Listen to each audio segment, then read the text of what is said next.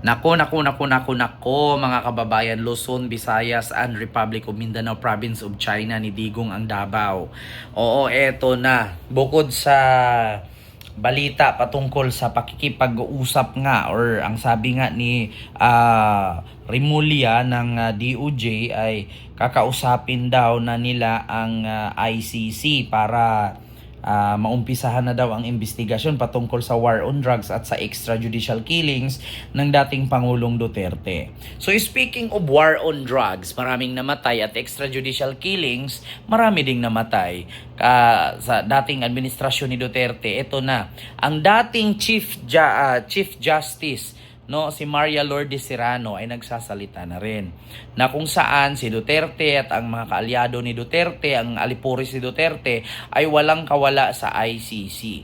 Alam niyo kung bakit? Bago ko i-play ang video na ito, mga kababayan, ito kasi ang sabi ni dating Chief Justice Secretary na si Maria Lourdes Serrano, na ang sabi niya yung ginawa daw ng administrasyong Duterte sa kanilang pag-iimbestiga, kasi siya ay dating Chief Justice, sa kanilang pag-iimbestiga daw doon sa mga binaril, ang tao daw noong ito'y nakita, kanan ang gamit.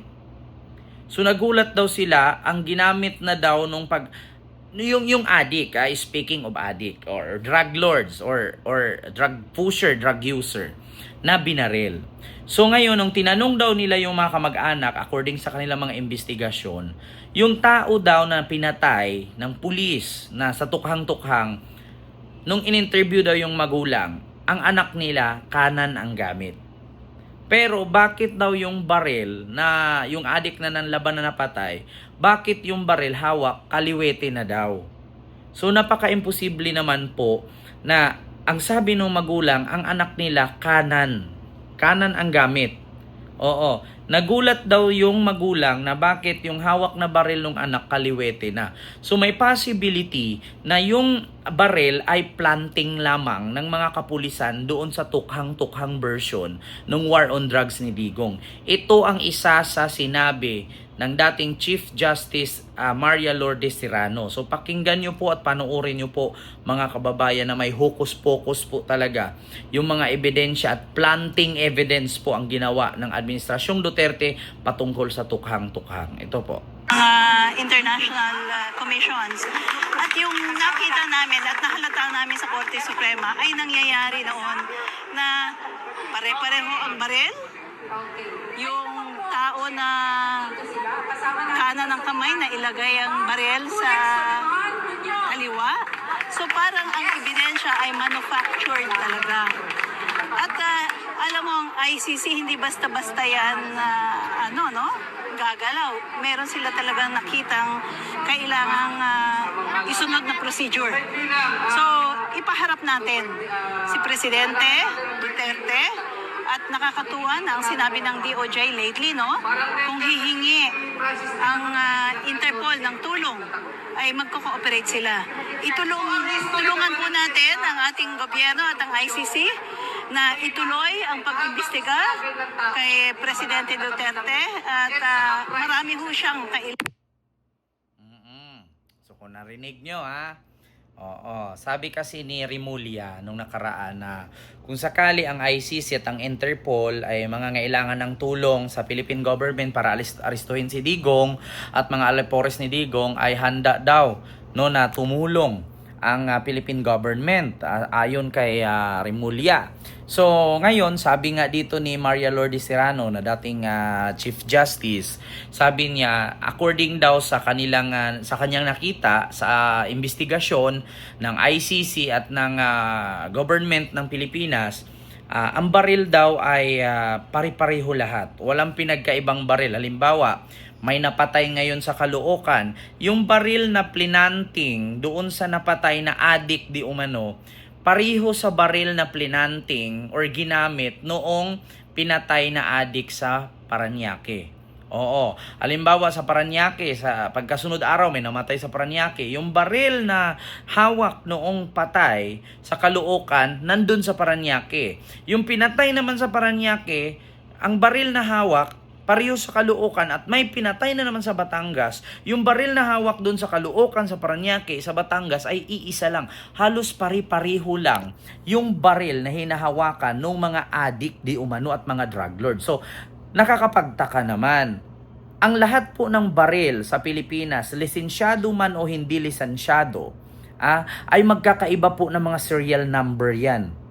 Diba? So, napaka-imposible naman na yung manufacturer ng baril na ginamit nung adik na namatay sa Caloocan na nanlaban. Oh, so, ibig sabihin, nanlaban, may baril. Mahirap naman na nanlaban, kutsilyo ang hawak, tapos yung pulis na pumatay, baril ang dala. So, walang kalaban-laban. Aanhin mo yung kutsilyo na bit-bit mo.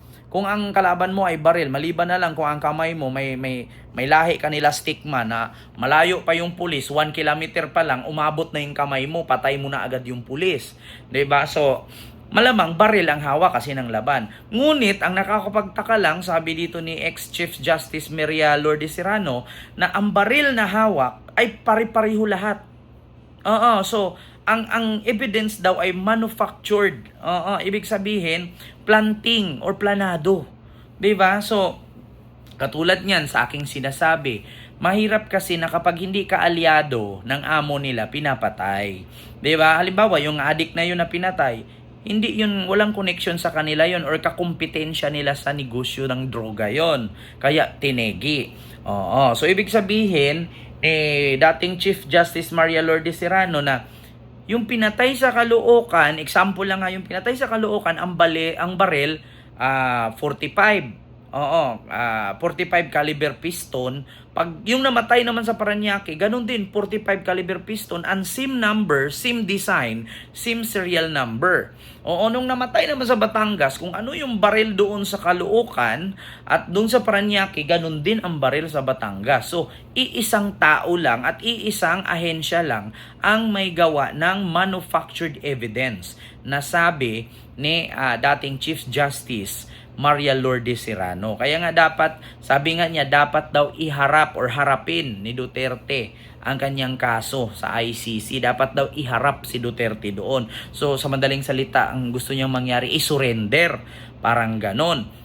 Kamakailan lang sabi nga ni Digong, kung sakali man daw napapasok ang ICC, hindi siya magpapakulong sa bansa na hindi niya bansa. Kung ikulong man daw siya, okay lang dito sa Pilipinas. Kasi kung ikulong siya dito sa Pilipinas, kung mapresidente yung anak niya, bigyan siya ng pardon, lalaya siya. Kung doon siya sa ibang bansa, mahihirapan din, matagal pa ang proseso. So ngayon mga kababayan, ito po dating Chief Justice po ito, si Maria Lourdes Serrano na mismo nagsalita na ang ebidensya daw sa war on drugs ni Duterte ay manufactured. Na kung saan yung baril pari-pariho lang at yung kamay ng namatay na adik di umano, kaliwete bigla, ikana naman daw ang ginagamit. Nagulat sila doon sa investigasyon, kaliwete na. Kasi mismong yung mga magulang in-interview, anak mo ba kaliwete? Hindi po, kanan po na kamay ang madalas ginagamit niya. Pero bakit yung baril kaliwete na yung may hawak? So, mahirap po kasi. Mahirap kahit sino po. Kahit sino. Kung kaliwete ka talaga. Pero pagdating sa paghawak ng baril, ako, how many times I hold pistol in my father, in my grandfather. Pero mga lisensyado yun ha. Ngayon, mga kababayan, mahirap po humawak ng kaliwa.